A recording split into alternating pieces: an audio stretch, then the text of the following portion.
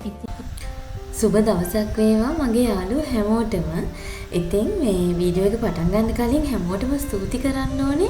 මගේ කලින් වීඩියෝ එකට හුඟක් අලුත් අය එකතු වෙලා හිටියා බලන්න. ඒ වගේම තමයි මාව subscribe කරලා තිබ්බ ගොඩක් අය. ඒ හැමෝටම ස්තුති සහ ඔයගොල්ලෝගේ හරි ලස්සන ආදරණීය කමෙන්ට්ස් වලට ගොඩාක් ස්තුතියි. ඉතින් අද මම ඇවිල්ලා ඉන්නේ අවුරුද්දට පස්සේ මොකද වුනේ කියන්න. ඉතින් ඔන්න අවුරුද්දෙන් පස්සේ මගේ සාලේ කලාකාරයක් වෙලා පේනවනේ. මේගොල්ලෝ චිත්‍ර අඳිනවා, ලෙගෝස් හදනවා. මේ මගේ යාළුවන්ගේ බබාලා මගේ ඉස්කෝලේ කාලේ යාළුවන්ගේ. මගේ විතරක් නෙමෙයි අපි දෙන්නගේම. ඉතින් මේ මෙතන සමහර අය නම් අඩුයි.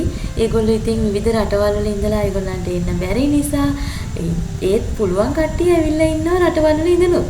ඉතින් ඔන්න අපි හැමෝම එකතු වෙලා මේ පොඩ්ඩක් සතුට සාමිච්චි යෙදෙනවා. ඔය අතරේ අපේ මේ ලකියයි නාමලුයි දෙන්න අපිට ගිනි කෙලි අරන් ආවා කිඹුලා පිටින්. ගිනි අවි නෙමෙයි, ගිනි කෙලි. ඉතින් ඕන්න දැන් ඒ ටික අපි කට්ටිය එකහ වෙලා අපේ බබාලත් එක්ක පත්තු කරන්නයි ලෑස්ති වෙන්නේ ගෙදරින් එළියට ගිහිල්ලා. ඉතින් මේගොල්ලන්ව නම් ගන්න බෑ. මේගොල්ලෝ මේ සමවැදලා ඉන්නේ අපේ මේ ආර්ට් ගැලරි එකට. ඔන්න ඉතින් අපි යාළුව එළියට ගත්තා. එයාලා ඉතින් සෑහෙන විනෝද වුණා මේ එලා කුඩු පත්තු කරලා මේ වැඩ කරලා.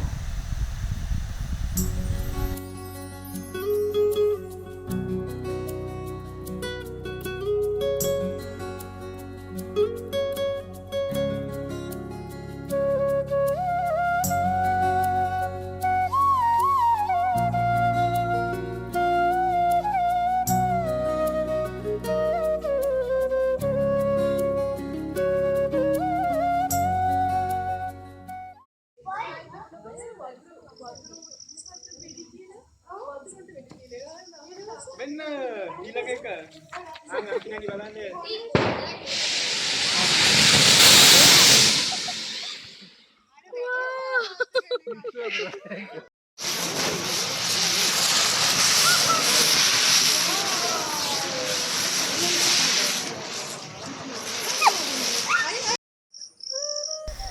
ඔන්න ඉතින් මේ ඊට පස්සේ දවසක දවස් 2-3-4ක් හරිම මහන්සියෙන් කැම්පස් එකේ වැඩ කරලා ඉතින් කැම්පස් එකේ වැඩ ගොඩක් ඉවර කරලා දවස් 4ක් වැඩ කලපුවේ ගෙවලා ඔන්න මම අද ගෙදර එනවා. මේ දවස්වල වැඩ ගොඩයි. ඉතින් කැම්පස් එකේ හරියට ළමයිත් එක්ක මේ මගේ ක්වාටර්ස් එකෙන් එළියේ කිලෝමීටර් 2ක් විතර තියෙන මොහොතට මෙතන ඉඳලා නැගෙනහිර අහස උදේ පාන්දර 5 මාරට මේ හරි ලස්සනට පේන්නේ. මේක මං හරිම ආස දර්ශනයක්. කොහොම වෙතත් ඉතින් දවස් 4ක් ඉඳලා දැන් අද මම ගෙදර යනවා. ගෙදර ගිහිල්ලා තව වැඩ ටිකක් ගෙදර කට්ටියත් එක්ක පොඩ්ඩක් රිලැක්ස් එකේ ඉන්න බලාපොරොත්තු වෙනවා.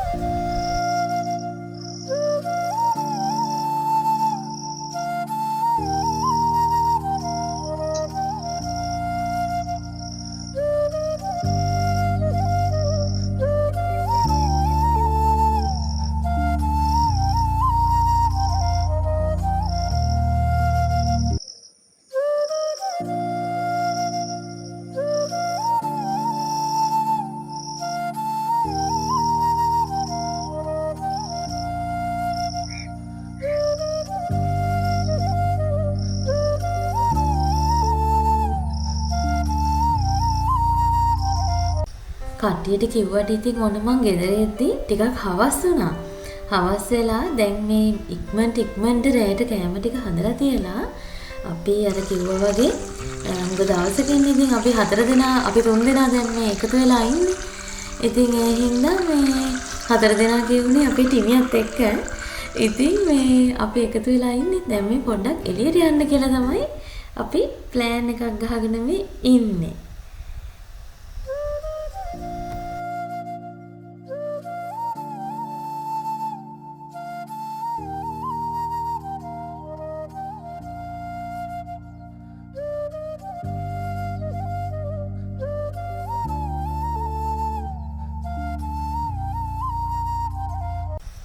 ඔයාලා දන්නවනේ ඉතින් අපි මේ ඇවිල්ලා ඉන්නේ අපි හැමදාමත් හරිම ආසාවෙන් යන පරාක්‍රම සමුද්‍රය ළඟට.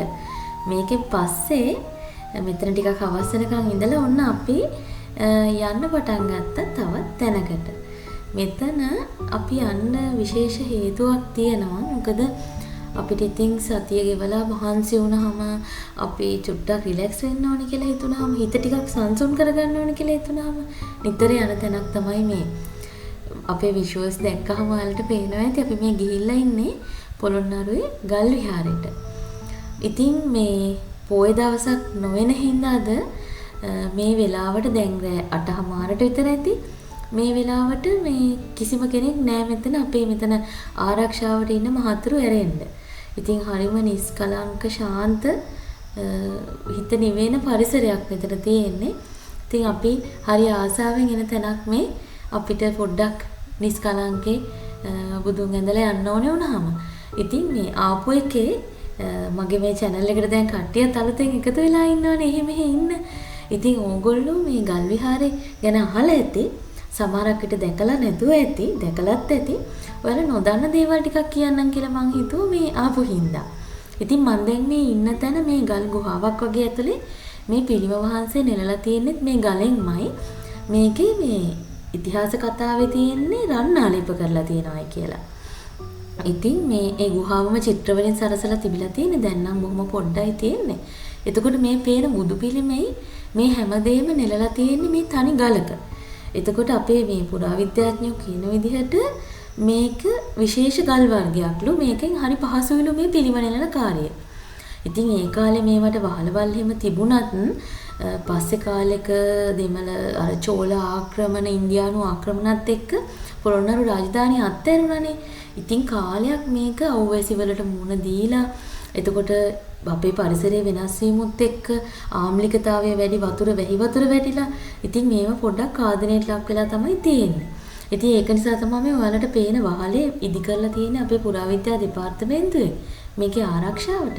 හැබැයි මේකේ පොඩි විශේෂයක් තියෙනවා මේ පිළිම වහන්සේලා නෙලලා තියෙන ගල් කුලේ. මේක ඉස්සර කාලේ අවුවට වැස්සට දෙකටම නිරාවරණය වුණානේ. කොහොමද මේවා ආරක්ෂා වෙලා තිබුණේ? ඔයාලා දන්නේ නැති වුණාට මේ ගල් තලාවට උඩින් තියෙනවා පොකුණක්. වෙහි කාලෙට මේකට වතුර පිරීලා ඊට පස්සේ ඉතුරු පායන කාලේ පුරාම මේ ගල් කුල සීතල කරලා සිසිල් කරලා තියෙන අය වතුර ටික. ඔන්න ඕක තමයි රහස. මේ පිළිම වහන්සේලාවත් මේ ගල් කුලවත් විනාශ නොවෙලා අවුවට සැරට පුපුරලා යන්නේ නැතුව පරිස්සම් වෙලා තියෙන්නේ. ඉතින් කොහොම වෙතත් දැන් මේ විශේෂ රසායනික ද්‍රව්‍ය හිමි යොදලා දියසෙවල් පිරිසිදු කරලා ලොකු කාර්යයක් කරලා තමයි අපේ පුරාවිද්‍යා දෙපාර්තමේන්තුවේ මේවා මේ ආරක්ෂා කරලා තියෙන්නේ. එතකොට මේ ඉතින් ඔන්න ඔය අතරේ ඔයාලා දන්නවනේ මං කොහෙ ගියත් මට බලු යාළුවෙක් නම් ඉතින් කොහෙන් හරි හම් වෙනවා. මෙහෙදිත් එක්කෙනෙක් හම්බුණා. එයා ඉතින් අපි යන තැන මගේ පස්සෙන් ආවා. මේ මට කැමති වුණාට අපේ හස්බන්ඩ් නම් පොඩ්ඩක් අකමැති බල්ලෝ. ඉතින් ඒ හින්දා මේ එයා ඇතින් යන මෙයා මගේ පස්සේ ගෙනවා ඉතින්. ඔහොම තමයි. ඔන්න ඉතින් දැන් මේ රෑ වෙලා ආපු එකේ මම ඔයාලව තව තැනකට එක්ක යන්නම්. දවල් කාලේ ඔයාලට මෙන්න මේ ටික මේ පිළිම වහන්සේගෙන් දකින්න බෑ. එතකොට මෙන්න මේ දැන් මම මේ හිටගෙන බලාගෙන ඉන්න ඇන්ගල් එකට බලනකොට මේ ලයිට්ස් හින්දා ඔයාලට පැහැදිලිව පෙනෙයි එක පාදයක් පිටිපස්සට වෙලා තියෙන්නේ. ඒක තමයි සංකේතය මේක සැතපෙන පිළිමයක් කියන්නේ. ඊට අමතරව බුදුරජාණන් වහන්සේගේ ශරීරයේ බලන්න කොටස් සිවුර බඳපටිය එතකොට අර සැතපීලා ඉන්නකොට කොට්ටේ අත නැමිලා තියෙන විදිය මේ ඔක්කොම හරි ලස්සනට පේනවා ජීවමානව ඉන්නවා වගේ නෙලලා තියෙනවා. ඊටාම ඒ කාලේ අපේ ගල්වඩුව කොච්චරනම් දක්ෂ වෙන්නේ නැද්ද නේද? ඉතින් මේ ඔන්න ඔය ගමන ගිහිල්ලා අපි ආපහු එනකොට මේ යාළුවත් හම්බුණානේ. එයාත් බලලා එයාටත් චුට්ටක් කතා කරලා මෙයා නම් හරි එහා පැත්තේ පොඩි වැවක් තියෙනවා. එතනින් පාර මාරු වෙන ගමන් වෙන්න ඕනේ අපිට හම්බුනේ. මේ වගේ කට්ටිය හරියට ඉන්න මේ පාර දිගේ මේ වෙලාවට. ඉතින් මේ කොහොම හරි යන් බලලා අපි ඉතින් ගෙදර යන්න පිටත් වුණා. ඔන්න ඔහොම තමයි අවුරුද්දෙන් පස්සේ අපේ කාලේ ගත වුනේ. ඉතින් ඔහොම තමයි නේද අපිට වැඩ එනවා. අපේ රාජකාරීත් එක්ක කාර්ය බහුල වෙනවා. එහෙමයි කියලා ඉතින් අපිට ජීවිතය අතාරින්න බෑනේ. සතුටින් හැම වෙලේම මේ ජීවත් වෙන මොහොතේ අපි සතුටින් ඉන්න ඕනේ. මොකද අපි දන්නේ ඊළඟ මොහොත අපිට එයිද නැද්ද කියලා. ඉතින් ඔයාලා හැමෝම සතුටින් ආදරෙන් පරිස්සමෙන් ඉන්න. ආයෙත් ඊළඟ සතිය අපි හම් වෙනකම්. එහෙනම් ගිහිල්ලා එන්න.